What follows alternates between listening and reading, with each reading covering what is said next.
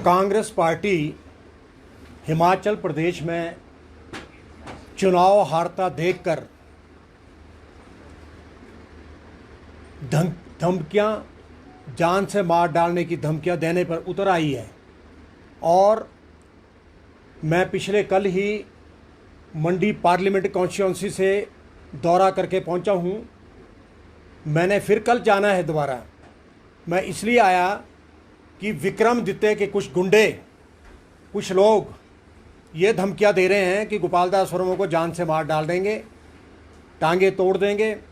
और जो प्रचार अभियान उसने मंडी चुनाव क्षेत्र में शुरू किया है विक्रमादित्य के खिलाफ, तो इसलिए जो अब है कि हम उसको जो जान से मारेंगे। तो इसलिए मैं कल आया। तो मैंने कल ढली थाने में रिपोर्ट दर्ज कराई है और ये मैंने आपको दे भी दिया है। इसमें तो एक रणवीर सिंह नेगी है, इसने भी धमकी दी कि अगर आपने विक्रमादित्य के खिलाफ बोला तो आपको जान से मार डालेंगे।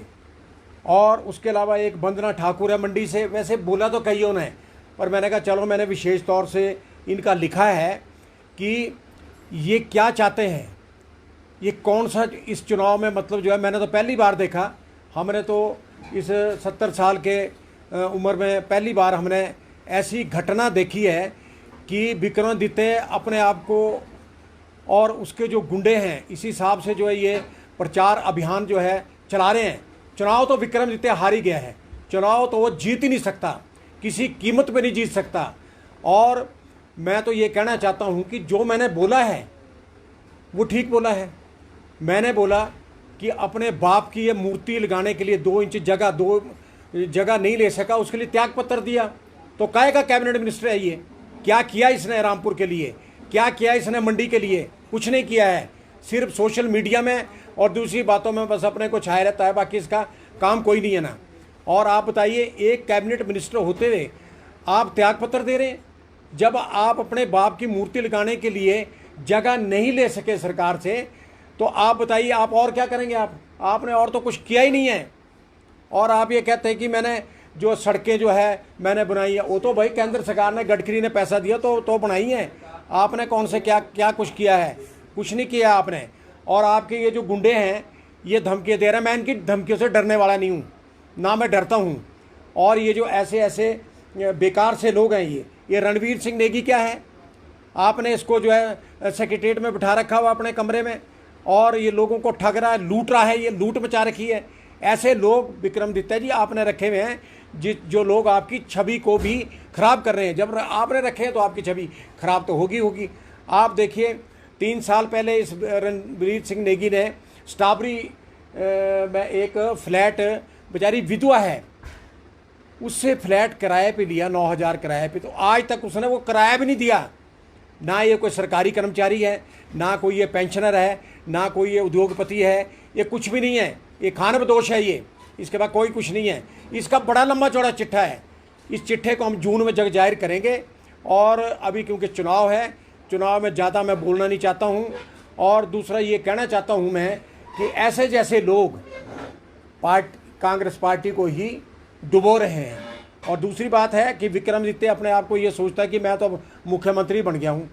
वो कहता है कि मुझे पार्लियामेंट में भेजो, मैं हिमाचल के मुद्दे जो हैं वहाँ उठाऊँगा। अरे विक्रमादित्य जी, मुझे आप ये बताइए, आप हिमाचल विधानसभा में जो मुद्दे नहीं उठा सके, बाहर क्या मुद्दे, पार्लियामेंट में क्या मुद्दे उठाएंगे आप? कुछ नहीं उठा सकते आप। आपने तो जो बेरोज़गार थे उन्होंने कहा आपसे कि हमारी चिट्ठी सरकार तक पहुंचा दो, उन्होंने कहा मैं कोई डाकिया नहीं हूं। तो आप बताइए, ऐसी बातें, ये अदनी सी बातें कर रहे हैं, तो लोगों का कोई जन समर्थन इनको नहीं है।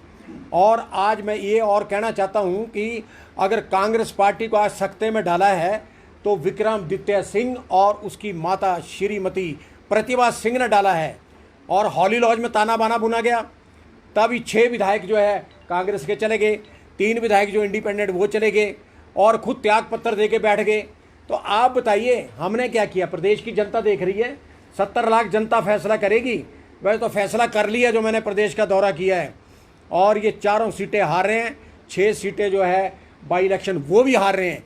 इनके हारने का एक मुख्य कारण अब ये बना, ये तो एक ऐसी घटना घट गई ये तो 5 साल के बाद होना था जो होना था, परंतु ये घटना ठीक घटी।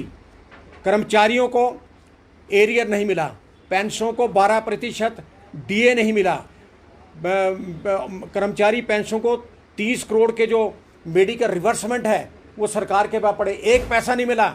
अरे मुख्यमंत्री महोदय, आपने तो जब अभी आप दिल्ली के इलाज करने तो आपने 16 लाख रुपए ले लिए, और जो गरीब कर्मचारी मर रहे हैं 3000 से ऊपर जो है पेंशनर मर गए बिना इलाज के।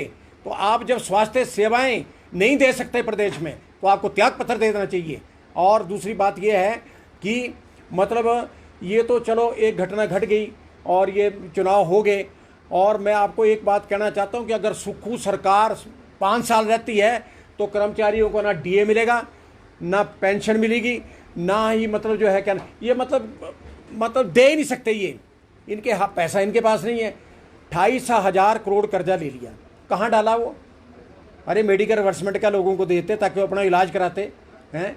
तो मेरा कहने का मतलब एक बात है कि ये सब बैन हो जाएगा, ये जून के बाद मिलने वाला नहीं। हाँ, एक बात जरूर है कि अगर भारतीय जनता पार्टी की सरकार बनेगी, जैसे पूर्व मुख्यमंत्री जयराम ठाकुर ने अभी हाल ही में शिमला में कहा कि हमारी सरकार बनेगी, हमारे को आश्वासन दिया, तो मैं डीए 12% भी दूंगा और जो पिछला एरियर है वो भी दूंगा, और इसके बाद जो मेडिकल रिवर्समेंट का पैसा है वो भी दूंगा।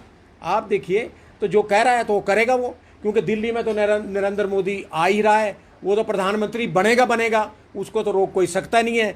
और यहाँ भी जो इनकी 6 सीटें हैं उसमें भी भारतीय जनता पार्टी के जो है चुनाव में जीतेंगे, क्योंकि कर्मचारी, पेंशन और युवा बेरोजगार लगे हैं अपने ईमानदारी से, क्योंकि पैसा चाहिए। पैसा तो बीजेपी दे सकती है, कांग्रेस तो दे नहीं सकती है। और इसके अलावा आप बताइए, सुक्खू सरकार ने 10,000 आउटसोर्स के कर्मचारी नौकरी से निकाल लिए। अरे ये जो कहते थे कि हम पहली कैबिनेट मीटिंग में 1 लाख नौकरियां देंगे और 5 साल में 5 लाख नौकरियां देंगे, कोई नौकरी नहीं दी। कहते हैं हमने 22,000 नौकरियां की। अरे कहाँ की है? निकालो उस पर श्वेत पत्र, आप बताइए कहाँ दिया आपने? कोई कुछ नहीं दिया आपने तो प्रदेश की 23 लाख महिलाओं को ठगा आपने। और जब विधानसभा के चुनाव हुए तो आपने फार्म भरवा दिए सबसे और कहा कि हम पहली कैबिनेट मीटिंग में जो है 23 लाख महिलाओं को जो है 15,000 रुपये देंगे, 1,500 रुपये देंगे। आप बताइए, अब चुनाव आए लोकसभा के, अब फिर एक इन्होंने शोषा खड़ा कर दिया, फार्म भरवाइए हम देंगे। मैं मानता हूँ लाहौल स्पीति में दिए इन्होंने 800 महिलाओं को, वो इसलिए दिए कि वहाँ थोड़ी महिलाएं थी। अरे आप शिमला में देते, कांगड़ा में देते, मंडी में देते, आपने लाहौल स्पीति क्यों चुना? वो तो वहाँ के विधायक ने जब बगावत करी तो आपने कहा चलो 800 महिलाओं को दे दो। तो आपके दिल में खोट है, कुछ नहीं होने वाला, ये ना आपसे कुछ नहीं होने वाला। जून के बाद तो वैसे ध्वस्त हो जाएगी सरकार। ये पैसा सरकार के पास नहीं है। क्या प्रदेश को कर्जे में आपने डुबो दिया?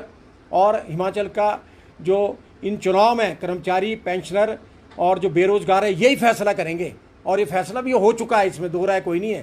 तभी ये पागल हो गए, धमकियां दे रहे हैं कि हम मार देंगे। हमारे मारिए, ये तुम्हारे बाप का हिमाचल नहीं है कि जो तुम कहे कि हम किसी को मार देंगे, वो कर देंगे। मार के देखो जरा, हैं? यहाँ आजकल बकरा काटना मुश्किल हो गया, तुम आदमी काटने की बात कर रहे हो। मैं चेतावनी देना चाहता हूँ विक्रमादित्य को, ऐसे जो आपने लोग रखे हैं इन बकवासों को बंद करो, नहीं तो अन्यथा आपका भी घेराव किया जाएगा मंडी के अंदर। धन्यवाद सर। पूछना कोई तो पूछ सकते हैं। रणबीर जी, आप क्या बोलते हैं, आपने यहाँ पर बोला गोपाल दास जी की क्या बोलते हैं, रणबीर नेगी ने, वो पहले आम आदमी पार्टी में भी रह चुके हैं, उसके बाद बीजेपी में भी वो रह चुके हैं। अब आप बोल रहे हैं कि वो यहाँ पर विक्रमादित्य सिंह के कार्यकर्ता हैं। हाँ जी। तो वो तो अलग अलग पार्टियां बदल चुके हैं, उन पर किस प्रकार विश्वास किया जाए? और अभी कांग्रेस में आप बोल रहे हैं। देखिए सर, आम आदमी पार्टी में था, वहाँ से उसको निकाल दिया गया है। अब वो आम आदमी पार्टी में तो है ही नहीं है, और बीजेपी की उसने कोई सदस्य नहीं ली थी। वो तो एक काम कराने के लिए चिपका रहता था जयराम ठाकुर से और दूसरे लोगों से। आज भी वो कांग्रेस पार्टी का मेंबर नहीं है, नो मेंबर। कोई कांग्रेस पार्टी में उसकी कोई योगदान नहीं है, और यहाँ भी सिर्फ वही अपने काम धंधे को चिपकने के लिए विक्रमादित्य के साथ चिपका हुआ है बस, और कोई उसका नहीं है, कोई उसका लोकल स्टैंडर्ड नहीं है उसका, वो कुछ नहीं है वो।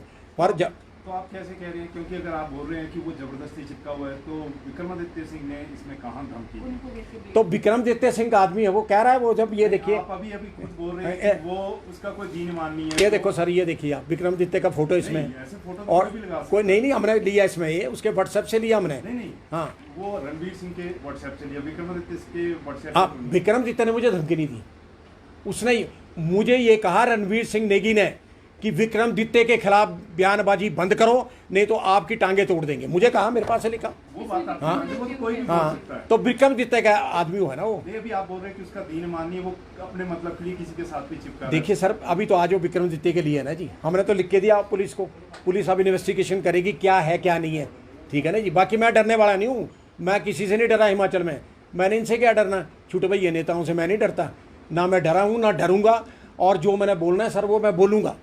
और आपने यहाँ पे बोला कि यहाँ पर बीजेपी आएगी, हाँ ठीक है, तो अभी तो चुनाव हुए भी नहीं, हाँ। अभी मतदान होना है और मतदान के बाद रिजल्ट आना है, ये तो समय के घर में छिपा है, तो इस हिसाब से आप पहले कैसे अनुमान लगा सकते हैं कि ऐसा होगा? देखिए सर, हमने डॉक्टर परमार से लेकर आज तक चुनाव लड़े, मैं ना बीजेपी का मेंबर हूँ ना मैं कांग्रेस का मेंबर हूँ, और हमने कर्मचारियों के मुद्दे हमेशा उठाए, और जो कर्मचारियों का रुख है आज वो बोल रहा है, आपने देखना ना 4 तारीख को आपके सामने आ जाएगा। किसी समय आप भी यहाँ पे वीरभद्र सिंह के सिवा सवाल। बिल्कुल बिल्कुल बिल्कुल बिल्कुल बिल्कुल, यू राइट, बिल्कुल ठीक बोला आपने, मैं था, इसमें दो राय कोई नहीं है। जो वीरभद्र सिंह ने काम किए ये 7 जन्म नहीं कर सकते। मैं आपको ये भी बताना चाहता हूँ, वीरभद्र सिंह ठीक था, हमने कुछ नहीं बोला उसके बारे में।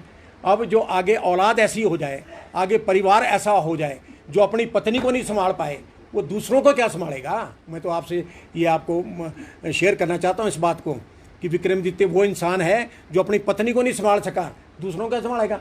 इसके लिए उसको औरतों के बारे में बोलना, महिलाओं के बारे में बोलना बंद कर देना चाहिए। और ठीक है, वीरभद्र सिंह ठीक आदमी था, हमने काम किया वीरभद्र सिंह के साथ, प्रदेश के कर्मचारियों को करोड़ों रुपए दिलाए, सेक्रेटेरिएट में कमरा लिया, जो हिंदुस्तान के किसी भी कोने में कमरा नहीं है एनजीओ फेडरेशन को, वो मैंने वीरभद्र सिंह से लिया था और हमने दिलाया, उसके गुणगान भी किया, हम उसका कोई विरोध तो कर ही नहीं रहे आज। तो मैं कहता हूँ कि ये वीरभद्र सिंह बनने की वो ना करें, वीरभद्र सिंह ये नहीं बन सकते, इन्होंने अपनी छवि खुद अपने आप खराब कर दी है।